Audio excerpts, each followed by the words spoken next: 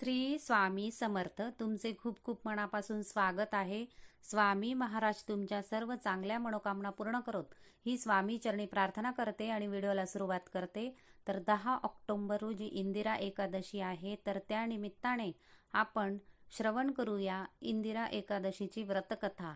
तर ही इंदिरा एकादशी पितृपक्षातील महत्त्वाची एकादशी मानली जाते. तर या दिवशी भगवान विष्णूंची पूजा करण्यासोबतच पितरांचे स्मरण केले जाते. तर या दिवशी ब्राह्मणांना आदरपूर्वक घरी आमंत्रित करून जेवण दिले आणि आपल्या क्षमतेनुसार त्यांना दान केले तर आपले पूर्वज हे प्रसन्न होतात. तर त्या निमित्ताने श्रवण करूया इंदिरा एकादशीची व्रतकथा. धर्मराज युधिष्ठिर म्हणू लागले की हे परमेश्वरा, भाद्रपद कृष्ण एकादशीचे नाव काय आहे, त्याची पद्धत आणि परिणाम काय आहे, तर कृपया मला सांगा. भगवान श्रीकृष्ण सांगू लागले की या एकादशीचे नाव इंदिरा एकादशी आहे. ही एकादशी पापांचा नाश करणारी आणि पूर्वजांना अधोगतीपासून मुक्त करण्यासाठी आहे. अरे राजन, ही कथा काळजीपूर्वक ऐक. या यज्ञाचे फळ फक्त ऐकून तुला प्राप्त होणार आहे. प्राचीन काळी सत्ययुगाच्या काळात महिष्मती नावाच्या शहरात इंद्रसेन नावाचा एक भव्य राजा आपल्या प्रजेचे नीतिमान पालन करून राज्य करायचा. तो आपला नातू, मुलगा आणि संपत्ती इत्यादींनी परिपूर्ण आणि संपन्न होता आणि मोठा विष्णू भक्त होता. एके दिवशी जेव्हा राजा आपल्या बैठकीत आनंदाने बसला होता, तेव्हा महर्षी नारद आकाशातून खाली आले आणि त्यांच्या सभेला आले. त्यांना पाहून राजा हात जोडून उभा राहिला आणि पद्धतशीरपणे आसन आणि अर्घ्य अर्पण केले. आनंदाने बसून ऋषींनी राजाला विचारले, हे राजा, तुमचे 7 अंग चांगले कार्यरत आहेत का?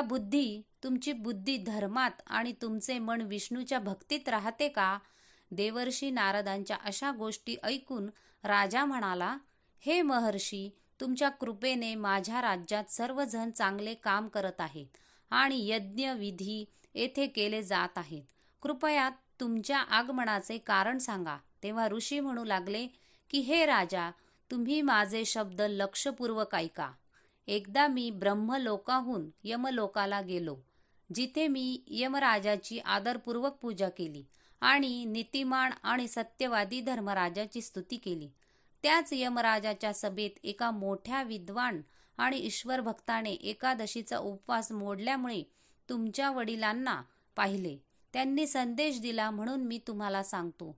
ते म्हणाले की मी माझ्या मागील जन्मात काही विघ्नांमुळे यमराज जवळ राहत आहे, म्हणून जर पुत्राने माझ्या निमित्त इंदिरा एकादशीचा उपवास केलास तर मी स्वर्ग प्राप्त करू शकतो. हे ऐकून राजा म्हणू लागला, हे महर्षी, तुम्ही मला या व्रताची पद्धत सांगा.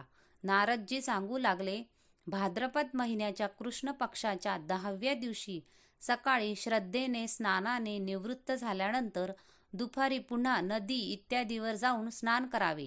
मग श्रद्धेने पूर्वजांचे श्राद्ध करा आणि एकदा भोजन घ्यावे. एकादशीच्या दिवशी पहाटे स्नान करून भक्तीसह उपवासाच्या नियमांचे पालन करावे. वचन घ्या की मी आज सर्व भोग त्यागून एकादशीचा उपवास करेन. हे अच्युत, हे पुंडरीक्ष, मी तुमचा आश्रयस्थान आहे. तुम्ही माझे रक्षण करा.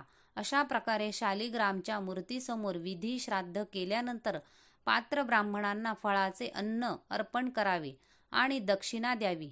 पूर्वजांच्या श्राद्धातून जे काही उरले आहे त्याचा वास घ्या, तो गायीला द्यावा आणि धूप, दिवा, सुगंध, फुले, नैवेद्य इत्यादी सर्व गोष्टींनी भगवान ऋषिकेशची पूजा करावी. रात्री देवाजवळ जागरण करावे.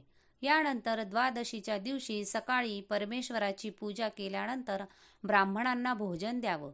तुमच्या भावा बहिणींसह पत्नी आणि मुलगा तुम्हीही शांतपणे ग्रहण करावे. नारदजी म्हणू लागले की हे राजन, या पद्धतीने जर तुम्ही या एकादशीचे व्रत केले तर तुमचे वडील नक्कीच स्वर्गात जातील. असे म्हणत नारदजी दिसेनासे झाले. नारदजींच्या मते जेव्हा राजाने आपल्या दास प्रजेसोबत उपवास केला तेव्हा आकाशातून फुलांचा वर्षाव झाला आणि राजाचे वडील गरुडावर चढले आणि विष्णू लोकाकडे गेले. राजा इंद्रसेन देखील एकादशीचा उपवास न करता राज्य केल्यानंतर आपल्या मुलासह सिंहासनावर बसल्यावर स्वर्गात गेला. अरे युधिष्ठिर, मी तुम्हाला इंदिरा एकादशीच्या उपवासाचे महत्त्व सांगितले. ते वाचून आणि ऐकून मनुष्य सर्व पापांपासून मुक्त होतो आणि सर्व प्रकारच्या सुखांचा उपभोग घेतल्यानंतर मनुष्य वैकुंठाला प्राप्त होतो.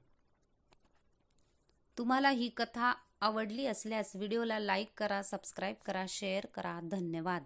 श्री स्वामी समर्थ.